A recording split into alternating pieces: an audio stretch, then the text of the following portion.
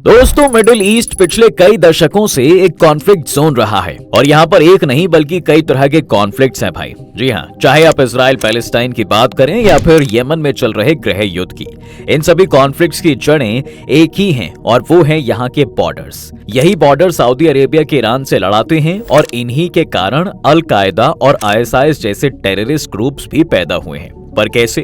आखिर इन बॉर्डर्स में ऐसा क्या है जो मिडिल ईस्ट में कभी शांति नहीं आ सकती? आइए जानने की कोशिश करते हैं हमारी आज के इस वीडियो में। देखिए, मिडिल ईस्ट को समझने के लिए हमें 19वीं सदी में जाना होगा, जब ये रीजन अलग अलग देशों में डिवाइडेड नहीं था, बल्कि ज्यादातर इलाके पर एक ऑटोमन एम्पायर या फिर यूं कह लीजिए कि उस्मानिया सल्तनत का राज था। ऑटोमन एम्पायर के अंदर नेशनलिज्म की कोई जगह ही नहीं थी, इसलिए अलग अलग लैंग्वेजेस और अलग अलग कल्चर्स के लोग यूनाइट होकर कभी अपने हक के लिए नहीं लड़ पाए। ऑटोमन एम्पायर 20वीं सदी की शुरुआत में अपने डिक्लाइन पर था और ब्रिटिश एम्पायर तेजी से इस रीजन में फैल रहा था। ब्रिटिशर्स की हमेशा से इच्छा थी कि इंग्लैंड और भारत के बीच के ट्रेड को तेज करने के लिए मिडिल ईस्ट की तरफ से एक रास्ता निकाला जाए, लेकिन क्योंकि यहाँ पर एक दूसरे एम्पायर का राज था, इसलिए इसमें बहुत रिस्क था। धीरे धीरे ब्रिटिश एम्पायर ने मिडिल ईस्ट में अपनी प्रोटेक्टर स्टेट्स बनाने शुरू कर दिए। 1820 में उन्होंने UAE बनाया और फिर साउदर्न यमन, बहरीन और इजिप्ट को भी आखिरकार उन्होंने अपने अधीन कर लिया। इसके बाद यहाँ पर सुएज कैनाल बनाई गई, जो एक ब्रिटिश और फ्रेंच कंपनी द्वारा कंट्रोल की जाती थी। सुएज कैनाल के साथ ही अंग्रेजों का सपना पूरा हो गया भाई, क्योंकि अब सुएज कैनाल के थ्रू वो भारत और एशिया की तरफ एक शॉर्टकट ले सकते थे और उन्हें साउथ अफ्रीका की तरफ से घूमकर नहीं जाना पड़ता था। जी हाँ, और इसके अलावा ब्रिटिशर्स ने ओमान और कुवैत नाम से भी 2 और प्रोटेक्टोरेट स्टेट्स बनाए। अब अपने रीजन में ब्रिटिशर्स की बढ़ती हुई पावर को देखते हुए 1914 में ऑटोमन एम्पायर ने पहले विश्व युद्ध में जर्मनी का साथ देने का फैसला किया, जो उनकी आखिरी गलती साबित हुई। विश्व युद्ध में ऑटोमन एम्पायर की हार हुई और वो हमेशा के लिए तबाह हो गया। उस समय का ऑटोमन एम्पायर ही आज का तुर्की है, जो कभी पूरे अरब वर्ल्ड पर राज किया करता था। लेकिन ऑटोमन एम्पायर पर जीत पाने के बाद यूरोपियंस के सामने एक बड़ी परेशानी खड़ी हो गई थी। जो जमीन उन्होंने जीती थी, अब उन्हें उनका बंटवारा जो करना था। साथ ही ब्रिटिशर्स ने इस बीच इस रीजन के कई लोगों को बहुत सारे प्रॉमिसेस भी कर दिए थे, जिन्हें निभाया जाना भी जरूरी था। अब ऑटोमन एम्पायर को डिवाइड करने की जिम्मेदारी मार्क साइकिस और फ्रांसोइस पिकोट नाम के 2 ब्रिटिश और फ्रेंच डिप्लोमैट्स को दी, जिन्होंने यहाँ के कल्चर या लैंग्वेजेस के आधार पर नहीं, बल्कि भैया फ्रांस और ब्रिटेन के हित के आधार पर इस जगह को डिवाइड करना शुरू कर दिया। ब्रिटिश कंट्रोल जोन के अंदर बगदाद, बसरा, डमस्कस जैसे इलाके आए, जबकि फ्रेंच जोन के अंदर मैसूल, बेरूट और लेबनान जैसे इलाके आए। पैलेस्टाइन को उसकी रिलीजियस सिग्निफिकेंस के कारण एक इंटरनेशनल जोन रखा गया। इसके साथ साथ 1917 में ब्रिटिशर्स ने बेल्फोर डिक्लेरेशन पर भी साइन किया था, जो कि जूस को मिडिल ईस्ट में एक देश बनाकर देने की बात करता है। मिडिल ईस्ट ऑलरेडी काफी कंफ्यूजिंग रीजन था, लेकिन ये कंफ्यूजन और भी ज्यादा तब बढ़ गई जब भैया यहाँ पर ऑयल की डिस्कवरी हुई। जी हाँ, मिडिल ईस्ट में सबसे पहले ऑयल 1908 में ईरान में मिला था, जिसे Anglo Persian oil company control करती थी। यही कंपनी आगे चलकर ब्रिटिश पेट्रोलियम या BP बनी। पहले विश्व युद्ध ने दिखा दिया था कि ऑयल आने वाले समय में कितना जरूरी होने वाला है यार। लेकिन परेशानी ये थी कि इस समय दुनिया का ज्यादातर ऑयल अमेरिका से आया करता था। अमेरिका और ब्रिटेन के रिश्ते इस वक्त बहुत अच्छे तो थे नहीं, क्योंकि अमेरिकन इसके खिलाफ थे, इसलिए इन्हें ऑयल के लिए एक रिलायबल सोर्स नहीं माना जाता था। इसी वजह से ब्रिटिश एम्पायर की ऑयल नीड्स पूरी करने के लिए अरब वर्ल्ड में ऑयल की खोज शुरू हो गई। जब 1919 में पहला विश्व युद्ध खत्म हुआ, तो सभी विजेता देश वर्साई में मिले, जहां पर उन्होंने आपस में इन टेरिटरीज को डिवाइड करना शुरू किया। मैसूल को फ्रेंच जोन से हटाकर ब्रिटिश जोन का पार्ट बना दिया गया। ऑटोमन एम्पायर के साथ साथ रशियन एम्पायर भी कोलैप्स कर गया था, इसलिए यहाँ पर रशियन कंट्रोल में जो जोन था, वहाँ पर आर्मेनिया नाम का एक अलग देश बना दिया गया। इसके अलावा यहाँ पर कर्दिश लोगों की भी एक बड़ी पॉपुलेशन थी और कर्दिस्तान नाम का एक देश बनाने का भी प्लान किया गया। लेकिन इन नेगोशिएशन से टर्की खुश नहीं था, क्योंकि बहुत से इलाके जो टर्की को चाहिए थे, भाई वहाँ पर अब ग्रीस और इटली जैसे देशों का राज्य हो गया था। साथ ही जिस जमीन पर कर्दिस्तान बनाया जाना था, उसका भी एक बहुत बड़ा हिस्सा टर्की को चाहिए था, जिस वजह से टर्किश गवर्नमेंट ने इस पूरे प्लान को ही मानने से इनकार कर दिया और वो अगले 2 हफ्तों तक लड़ते रहे। अब आखिर में इस लड़ाई को बढ़ता देख दोबारा सभी को नेगोशिएशन टेबल पर आना पड़ा और तब 1923 में ट्रीटी ऑफ लोजान साइन हुई। इस ट्रीटी के मुताबिक ही आज के मॉडर्न मिडिल ईस्ट ने अपनी असली शेप ली है। ट्रीटी ऑफ लोजान की वजह से कुर्दिस्तान कभी नहीं बन पाया। जिस जमीन पर कुर्दिस्तान बनाया जाना था, आज वो इराक, तुर्की, ईरान और सीरिया जैसे देशों के बीच में डिवाइडेड है। लेकिन यहाँ पर रहने वाले कुर्द लोग अभी भी अपने देश के लिए लड़ रहे हैं। जी हाँ, इस समय इस इलाके में 4 करोड़ से ज्यादा लोग हैं जो खुद को कुर्द्स कहते हैं। इतनी बड़ी पॉपुलेशन क्योंकि 4 देशों के बीच डिवाइडेड है, इसलिए हर देश में ये माइनॉरिटी है। क्योंकि हम यहाँ पर मिडिल ईस्ट के कॉन्फ्लिक्ट्स को ट्रेस कर रहे हैं, तो बहुत से कॉन्फ्लिक्ट्स में एक कॉन्फ्लिक्ट की वजह कुर्दिश नेशनलिज्म भी है। देखिए, कुर्द्स ने बहुत सारे मलिशिया ग्रुप बनाए हैं जो सीरिया और टर्की में ऑपरेट करते हैं और इंडिपेंडेंट कुर्दिस्तान बनाना चाहते हैं। टर्की और इन कुर्द मिलिशियंस के बीच में लगातार एक जंग चल रही है, जिससे कभी कभी टर्की के एयरप्लेन्स सीरिया और इराक जैसे देशों के अंदर जाकर भी एयर स्ट्राइक्स करने से नहीं घबराते हैं। इसके अलावा दूसरे डिवाइड्स की बात की जाए तो बगदाद एक सुन्नी मुस्लिम मेजॉरिटी प्रोविंस था और बसरा एक शिया मुस्लिम प्रोविंस। इन दोनों को ही जोड़कर इराक नाम का एक देश बना दिया गया था। सिर्फ इतना ही नहीं, बसरा प्रोविंस में से कुवैत नाम का एक नया देश भी निकाला गया, जिस वजह से आज भी इराक कुवैत पर अपना क्लेम करता है। इराक ने 1932 में अंग्रेजों से आजादी ले ली और तब से वो एक इंडिपेंडेंट नेशन की तरह एग्जिस्ट करता है। अब इराक भी मिडिल ईस्ट में कई कॉन्फ्लिक्ट्स की वजह बना है और इसका एक बड़ा कारण ये है कि भैया ये देश मुख्य तौर पर 2 नदियों पर डिपेंडेंट है, जिनका नाम टाइग्रस और यूरोफ्रेटिस है और दोनों ही नदियों की शुरुआत टर्की से होती है। ये ज्योग्राफिकल डिवाइड टर्की को इतना पावर देता है कि वो डैम्स बनाकर उनकी वाटर सप्लाई को अफेक्ट कर सकते हैं। इसलिए टर्की और इराक में पानी को लेकर भी आज तक विवाद है। इसके अलावा अगर हम उन इलाकों की बात करें जो फ्रेंच कंट्रोल में थे, तो वहां भी बॉर्डर्स अच्छे से डिवाइड नहीं किए गए थे। सबसे पहले तो उन्होंने लेबनान प्रोविंस को अलग करके एक अलग देश बना दिया, क्योंकि यहाँ पर क्रिश्चियंस मेजॉरिटी में थे। इसके बाद बेरूट, दमास्कस और एलेपो जैसे प्रोविंस को जोड़कर सीरिया नाम का एक नया देश बना दिया गया, जिसमें सुन्नी, शियाज, कर्ड्स और अलग अलग एथनिक और कल्चरल बैकग्राउंड्स के लोग एक साथ आ गए। अब इसके बाद 1930 के दशक में टर्की ने फ्रांस पर प्रेशर बनाना शुरू कर दिया, क्योंकि सीरिया के इलाके में आने वाले प्रोविंस अलेक्जेंड्रेटा को वो क्लेम करना चाहते थे। अलेक्जेंड्रेटा में रहने वाले ज्यादातर लोग तुर्किश कम्युनिटी से थे और क्योंकि फ्रांस नहीं चाहता था कि टर्की नाजी जर्मनी को दूसरे विश्व युद्ध में ज्वाइन कर ले, इसलिए इस इलाके को सीरिया से अलग कर दिया गया।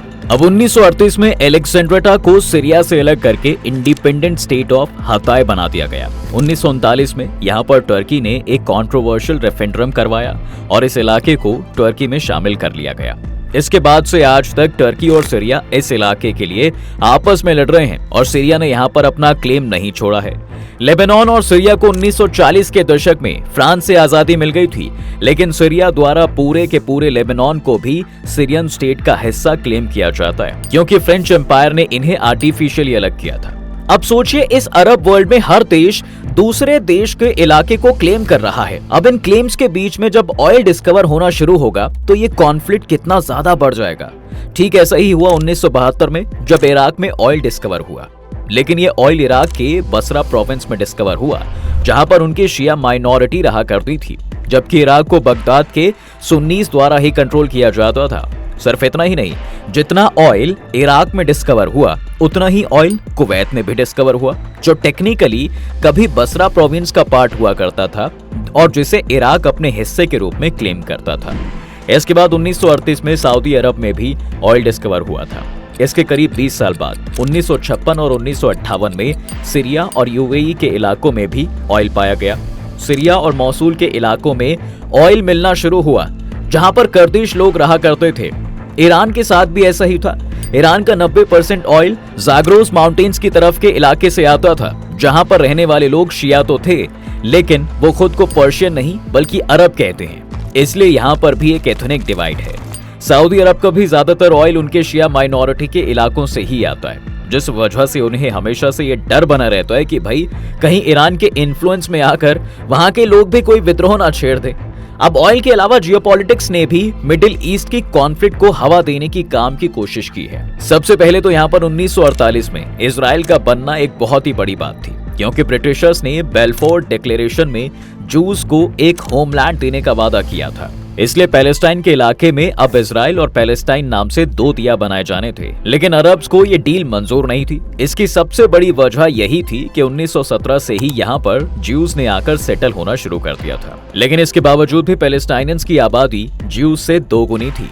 आबादी में इतना फर्क होते हुए भी पैलेस्टाइन की 62% जमीन इजराइल को दे दी गई और पैलेस्टाइनियंस के हाथ सिर्फ और सिर्फ 38% जमीन आई। अब इसी वजह से अरब वर्ल्ड और इजराइल के बीच में पहली जंग हुई, जो इजराइल जीत गया और उसने लगभग सारी जमीन पर ही कब्जा कर लिया। अब सिर्फ यहाँ पर 2 इलाके बचे थे, जिनमें से एक था वेस्ट बैंक, जिसे जॉर्डन ने कंट्रोल करना शुरू कर दिया था, और दूसरी तरफ था गाजा स्ट्रिप, जिसे इजिप्ट ने कंट्रोल करना शुरू कर दिया था। बहुत से पैलेस्टाइनियंस को इस दौरान भागकर लेबनान में शरण लेनी पड़ गई, जिस वजह से लेबनान के अंदर भी जो क्रिश्चियंस थे उनके मुकाबले धीरे धीरे एक मुस्लिम पॉपुलेशन भी वहां पर खड़ी हो गई। इसके बाद 50 के दशक में इजिप्ट में कमाल अब्दुल नासिर जैसे लीडर्स ने राइज करना शुरू किया, जो कि एक सेक्युलर अरब नेशनलिज्म को प्रमोट कर रहे थे। नासिर का मानना था कि भाई सभी अरब देशों को एक पावरफुल देश बना लेना चाहिए, जो ऑयल के दम पर खुद को स्ट्रांग बनाए। जहां एक तरफ नासिर के मुताबिक अरब देशों के दुश्मन इजराइल और यूएसए जैसे देश थे, वहीं दूसरी तरफ वो सऊदी अरब और कुवैत जैसी मोनार्कीज को भी अरब वर्ल्ड का दुश्मन मानता था। अब नासिर से इंस्पायर होकर 1958 में सीरिया में भी कुछ मिलिट्री ऑफिसर्स ने अपनी सरकार का तख्ता पलट कर दिया और कुछ वक्त के लिए सीरिया और इजिप्ट दोनों एक होकर यूनाइटेड अरब रिपब्लिक नाम का एक नया देश बन गए थे। लेकिन इसके 3 साल में ही ये अग्रीमेंट बिखर गई और सीरिया में एक ऑफिसर के दूसरे ग्रुप ने फिर से तख्ता पलट कर दिया। अब इसके अलावा यमन में भी नासिर के आइडियाज से इंस्पायर्ड लोगों ने अपनी मोनार्की के खिलाफ एक युद्ध छेड़ दिया। दूसरी तरफ सऊदी, कुवैत और जॉर्डन और ईरान जैसे देशों को ये डर लगने लगा कि कहीं उनके देश में भी राजा की सत्ता उखाड़ने की बात ना फैल जाए भैया। इसलिए उन्होंने यमन में इन विद्रोहियों को दबाने के लिए अपनी फोर्सेस भेजना शुरू कर दिया। अब यहाँ से ही यमन के गृह युद्ध की शुरुआत हुई, जो आज तक जारी है। दूसरी तरफ से नासिर ने भी इजिप्ट की फोर्सेस को यमन में उतार दिया, जिसने इजिप्ट पर बहुत बड़ा फाइनेंशियल बर्डन डाल दिया था। 1967 में नासिर एक बार फिर इजराइल के साथ जंग की तैयारी करने लगा, लेकिन इस बार इजराइल ने पहले अटैक करते हुए इजिप्ट के सिनाई पेनिनसुला को कब्जे में ले लिया। इस युद्ध को 6 डे वॉर कहा जाता है, जिसमें इजराइल ने इजिप्ट के अलावा जॉर्डन से भी वेस्ट बैंक और गोलन हाइट्स का इलाका छीन लिया। 6 डे वॉर के बाद सुएज कैनाल ही इजिप्ट और इजराइल के बीच का बॉर्डर बन गई थी। इसलिए अगले 8 सालों तक ये बंद रही और ग्लोबल ट्रेड का काफी नुकसान हुआ। 1970 का साल आते आते अरब वर्ल्ड में फिर से कई बदलाव आए। 52 साल के नासिर की हार्ट अटैक से मौत हो गई। इजिप्ट यमन से बाहर आ गया और ब्रिटिशर्स ने डिसाइड किया कि अब वो यहाँ पर अपनी मिलिट्री प्रेजेंस बरकरार नहीं रख सकते, क्योंकि वो भी यहाँ से जाने लगे। अब ब्रिटिशर्स के मिडिल ईस्ट से जाने के बाद यहाँ पर अमेरिका ने अपना इन्फ्लुएंस बढ़ाना शुरू कर दिया और यूएई और सऊदी जैसे देशों से अपने रिश्ते सुधारने लगे। इजराइल और इजिप्ट के बीच में भी 70 के दशक के अंत तक रिश्ते सुधरने लगे थे, जहां एक तरफ इजराइल ने सिनाई पेनिनसुला की जमीन को इजिप्ट को वापस कर दिया, तो वहीं इजिप्ट वो पहला देश बना जिसने इजराइल को एक देश के तौर पर स्वीकार कर लिया। इस समय इजिप्ट को अनवर सदात नाम का एक लीडर लीड कर रहा था, जिसे इजराइल से दोस्ती करने के कारण गोली मार दी गई। वहीं दूसरी ओर कुछ नई पावर्स ने भी यहाँ पर इमर्ज करना शुरू कर दिया। ईरान के शाह को आयतुल्लाह खुमैनी के इस्लामिक रेवोल्यूशन के कारण सत्ता छोड़नी पड़ गई। जो ईरान कभी अमेरिका और सऊदी का दोस्त हुआ करता था, वो उनका सबसे बड़ा दुश्मन बन गया। दूसरी तरफ सद्दाम हुसैन के नाम से भी इराक में एक नया लीडर खड़ा हुआ, जो आने वाले सालों में कुवैत को वापस इराक का हिस्सा बनाने के लिए इन्वेट कर देता है। 80 के दशक में ईरान और इराक के बीच में एक जंग हुई, जिसका मुख्य कारण यही था कि भैया सद्दाम को डर था कि ईरान का शिया इस्लामिक रिवॉल्यूशन कहीं इराक में ना फैल जाए। इस जंग में सऊदी अरब द्वारा भी सद्दाम हुसैन को पैसा सप्लाई किया जा रहा था, क्योंकि सऊदी अरब के सारे ऑयल वेल्स भी शिया डोमिनेटेड इलाकों में हैं और यहाँ भी ईरान का रिवॉल्यूशन फैल सकता था। इस शिया रिवॉल्यूशन को काउंटर करने के लिए और मिडिल ईस्ट की अनस्टेबल पॉलिटिक्स को देखते हुए 90 के दशक में अल-कायदा जैसे ग्रुप्स का भी राइज शुरू हो गया, जो पूरे मुस्लिम वर्ल्ड को एक ही देश बनाना चाहते थे। अब इसी का एक्सट्रीम रूप हमने आईएसआईएस के रूप में भी देखा, जिन्होंने लंबे समय तक सीरिया और इराक के इलाकों पर कब्जा करके रखा और वहां पर अपनी सरकार भी चलाई। मिडिल ईस्ट में आज भी ये सभी कॉन्फ्लिक्ट्स जिंदा हैं दोस्तों, बस कुछ पर अभी दुनिया का ध्यान जाता है और कुछ पर नहीं जाता। कुर्दिस्तान की डिमांड आज भी जारी है। यमन का गृह युद्ध आज भी जारी है। ईरान और सऊदी के बीच भी पिछले 2 सालों में ही रिश्ते बेहतर होते हुए नजर आए हैं और इजराइल और पैलेस्टाइन का झगड़ा तो शायद अभी कई और दशकों तक चलने वाला है। लेकिन दुनिया की हर कॉन्फ्लिक्ट की तरह अरब वर्ल्ड की कॉन्फ्लिक्ट के पीछे भी अगर कोई फोर्स रही है तो वो है यूरोप के कॉलोनियल देशों की फोर्स, जिन्होंने हमेशा अपने फायदे के लिए मैप्स ड्रॉ किए और बाकी लोगों को इस तरह बांट दिया। आपको क्या लगता है कि क्या मिडिल ईस्ट में कभी पूरी तरह से शांति स्थापित की जा सकती है? अपनी राय हमें कमेंट्स में जरूर लिखिएगा। उम्मीद है आपको आज के इस वीडियो में काफी कुछ नया मिला होगा। अगर आपको ये वीडियो पसंद आया है तो वीडियो को लाइक करें और अगर आप इस चैनल पर नए हैं तो जाने से पहले चैनल को सब्सक्राइब करना बिल्कुल ना भूलें।